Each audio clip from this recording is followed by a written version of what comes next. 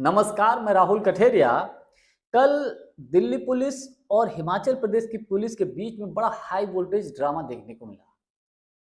मामला ये है कि दिल्ली पुलिस के कुछ जवान हिमाचल प्रदेश में जाते हैं और शायद 3 लोगों को उठाकर दिल्ली के लिए रवाना हो जाते हैं।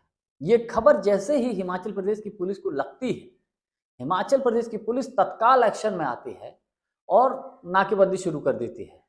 मतलब एक तरीके से घेर लेती है और जिस रास्ते से वो लोग गुजर रहे होते हैं उनको रोक लेती है और जो 3 लोग होते हैं दिल्ली पुलिस की कस्टडी से बाहर लेती है और कहती है पहले आप इनको पकड़ के ले जा रहे हैं, जो कानूनी प्रक्रिया है क्या आपने उनका पालन किया? तो पता चलता है दिल्ली पुलिस ने कोई कानूनी प्रक्रिया का पालन ही नहीं किया।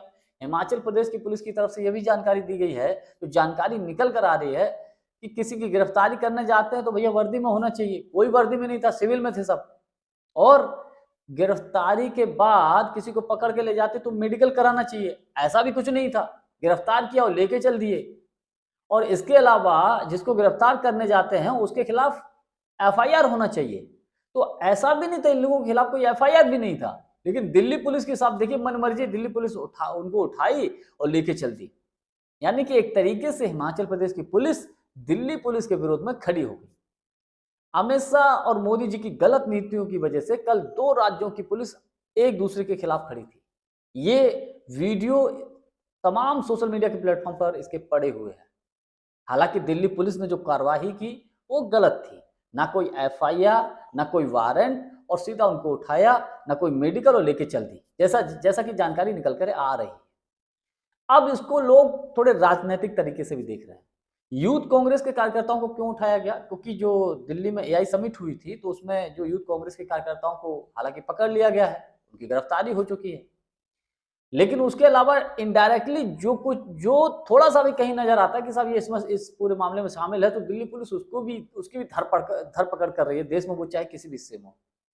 तो वही मामला था, ये हिमाचल प्रदेश दिल्ली पुलिस गई हुई थी।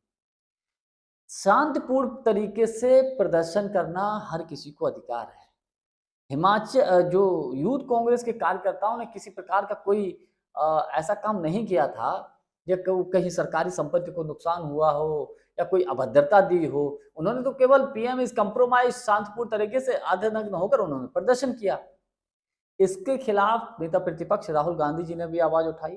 कांग्रेस पार्टी हमलावर रही। लेकिन दिल्ली पुलिस की जो कार्रवाई है वो सवालों के घेरे में आ गई।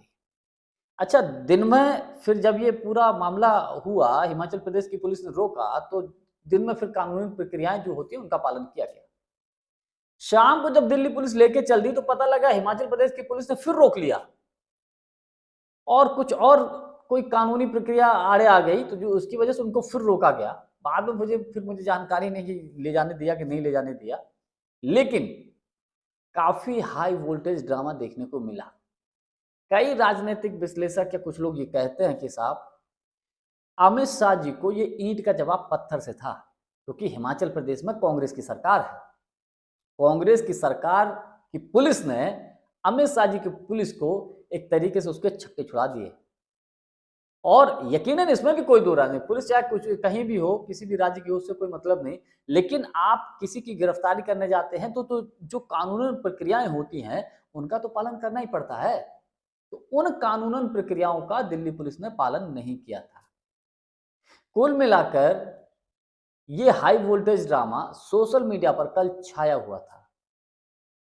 हिमाचल प्रदेश के मुख्यमंत्री सुखविंदर सिंह सुक्खू ने यूथ कांग्रेस के जो कार्यकर्ता थे उनका समर्थन किया। उन्होंने स्पष्ट तौर पे कहा, जब मैं भी यूथ कांग्रेस में था तो ऐसे प्रदर्शन होते रहते हैं, चेतावनी देकर छोड़ दिया जाता है। उन्होंने कोई गलत काम थोड़ी किया था। लेकिन जिस तरीके से उनको परेशान किया जा रहा है, उनकी गिरफ्तारियां हो रही हैं, ये कहीं ना कहीं दुर्भाग्यपूर्ण है। ये हिमाचल प्रदेश के मुख्यमंत्री सुखविंदर सिंह सुक्खू जी ने कहा है। जानकारी हमारी आपको कैसी लगी, कमेंट्स करके हमको जरूर बताइएगा। बहुत बहुत धन्यवाद। नमस्कार।